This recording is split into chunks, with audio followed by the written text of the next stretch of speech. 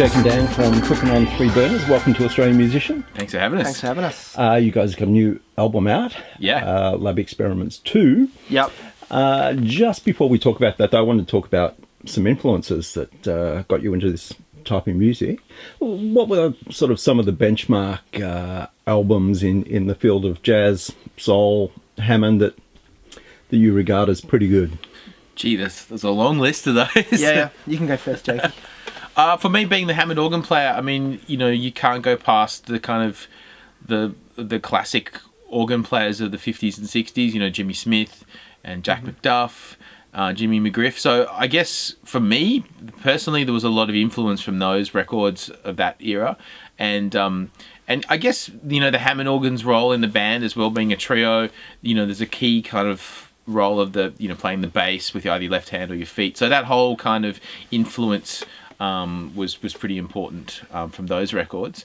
And then moving forward from that, for me, mixing that kind of soul jazz kind of thing with the whole James Brown funk revolution was pretty big for me. And so I guess those two worlds colliding is where the big influence of my kind of musical background is.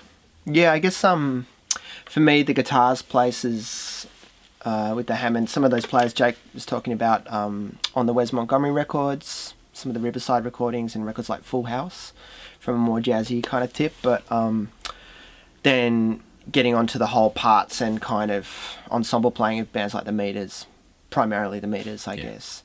Like great improvisers, but also really amazing part players, and that whole idea of that web and the funky parts all making the whole, simple things joining together. Yeah, to be super hip, yeah. Lab Experiments Volume 2 is the new album. What was the original concept with Lab Experiments? Yeah. You can go for this one. I can do that one if you want. Well, I guess the whole lab, the idea of a lab's something where different elements come together to make an explosive, sometimes explosive, often safe, kind of musical outcome. And so we think of like the recording studio and the rehearsal space as like our laboratory where we can kind of get together and mix things together, and that's how we make the music all together. We don't write it in separately. We kind of come together to write as a trio, and that's the kind of strength of the group, I guess. So were these songs specifically written for Lab Experience Volume 2? Well, we actually wrote a lot of them as one thing. That's why we sort of split it into 2 volumes, I guess.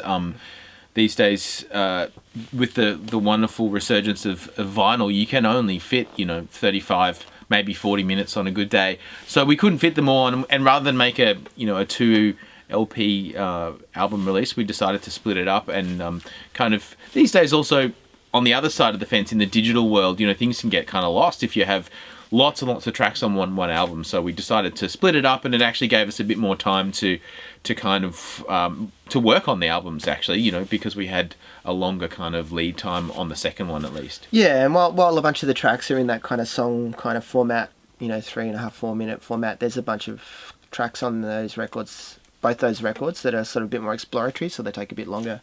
So they take more width on the vinyl. Yeah.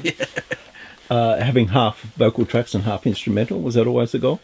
Yeah, I mean that was definitely the plan. I mean, there are lots of different sides to Cookin On 3 Burners, and one of those big things is the collaboration element. Whether it's vocalists or remixes or dancers or all sorts of different things. And so we made a pretty conscious decision, and we have done over the years to have a pretty equal weighting of the vocal and instrumental tracks. That may change for the next record, but we like to keep that. I guess it breathes a bit of sweetness into the instrumental funk, and it kind of balances it nicely on a record. Yeah, and I guess there's a bit of a history of that with like the idea of the Funk 45, the 7-inch record with like a vocal cut on one side and then a instrumental kind of banger on the other side. It's more of a dance floor kind of thing. Half and half. We like both things, so we sort of we like to cover both on the records. The songs sound like they come out of a jam. Is that the case? They pretty much do. We get in here and just play, and we tend to record what we play if it's if we're kind of writing songs, and we'll record a jam that might be 40 minutes sort of exploratory excitement, and then we'll let it sit for a week or two, and then we'll go through it and then cherry pick the ideas that just seem to just come out of nowhere, and then we'll use them to kind of construct a song. But we still, while we do that, we like to try and keep the original intent of that jam alive. So we do make sure we kind of, I guess, recreate how those ideas came and where they went in the final song as well. So we sort of try to crystallize it into a sort of a bit more of a potent sort of thing. Because the 40-minute jam is a bit too long. No one wants to hear that. You've got some great guest vocalists on the album. You've got Kaiit, Kylie Auldist, Simon Burke and Fallon Williams. How do you go about choosing, or who's the most suitable for each song? Sometimes it's when, like, who we're working with live. You know, sometimes we're working with someone live, or we've you know, been working with them on another project or something, and it's, you know, there's a bit of that just happens to fall into place. And then there's, you know, Fallon Williams is a vocalist that we've worked with all through the kind of Cookin On 3 Burners life, and he was on one of our first recordings, so it was great to kind of go back and work with him again. As with Kylie Auldist, we've worked with her a lot. But then someone like Kaiit, it's been great to, you know, it's a fresh collaboration, and, you know, it's one of the first times that we've collaborated all together with the vocalist in there, right? You know, they write the song with us, so that was really good. Dan kind of hooked that up. Maybe you can. Oh yeah, so Kaiit, I'd sort of been working with Kaiit through a youth mentoring program called Dig Deep, and then we sort of reconnected after I left that program and asked her to come and collab on a track, and she was totally down for it. So that was really cool. You know, we try to have we like building longer relationships with artists that we've been working with over a long time, people like Kylie and Fallon, but we're also always up for a new collab, you know, get some fresh influence in there, and then we can do our thing and they can do their thing, and then we find our thing all together. Yeah, and nice. I mean, the trio, I guess when you put the same instruments together with the similar sort of genre, you know, it can feel a little like you need these outside influences to add the freshness to it. And, you know, when you bring someone like Kaiit in or any of those vocalists, it just gives a whole different sort of perspective on the classic Hammond trio, and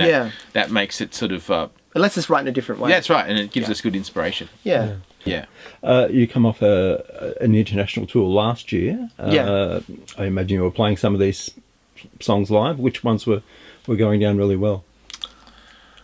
Funny enough, the instrumentals, you know, they always go down way better than you think in your mind, because, I mean, it being an instrumental band with a vocalist, and a lot of the times we open the set with a bunch of instrumentals, it's really hard to gauge how you connect with an audience, you know, because there's not that sort of, I guess, classic vocalist identity up the front that just kind of instantly kind of grabs an audience. So it is hard to know, but then, you know, you chat to people afterwards and they go, oh man, we really love the instrumentals. In fact, you could have played a whole gig of instrumentals, you know. So that sort of usually catches us unaware how well they go across. Yeah, I guess it's how we play, you know, 80% of the time anyway.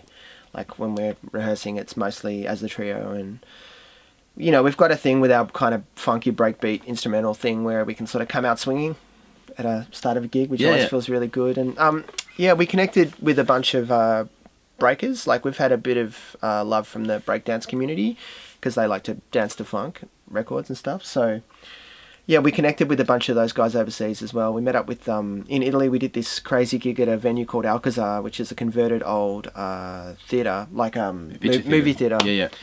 And it's this amazing venue. And then this all-girl, big-girl crew came down and breakdanced to, like, we did 2 sets and they just breakdanced the whole night. They were amazing. So we like to kind of build those connects too, globally, which has been really good. But that's not to take away from the vocal side of things. We've had Stella Angelico with us for the last, I guess, couple of years. You know, she's been our main touring and live vocalist or special guest. She's amazing. She's awesome. So it's unfortunately we can't, you know, we have all these great guests that we record with, but logistically it's pretty tricky to either take them on the road or even get them at the one place at the one time. So so we're lucky to have Stella come and cover she's it great. all. She's amazing. She's amazing. You had some great success with the single, or a remix of the single This Girl. Yep. What has that meant? I mean, are you able to tour internationally because of that?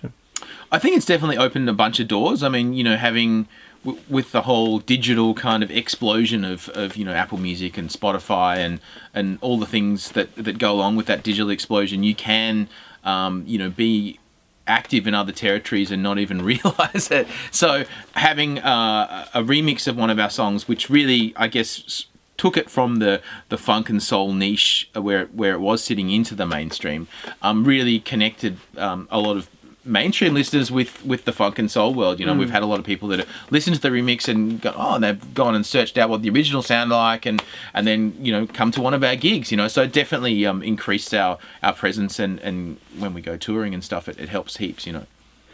The album's out. You've got some launch dates coming up.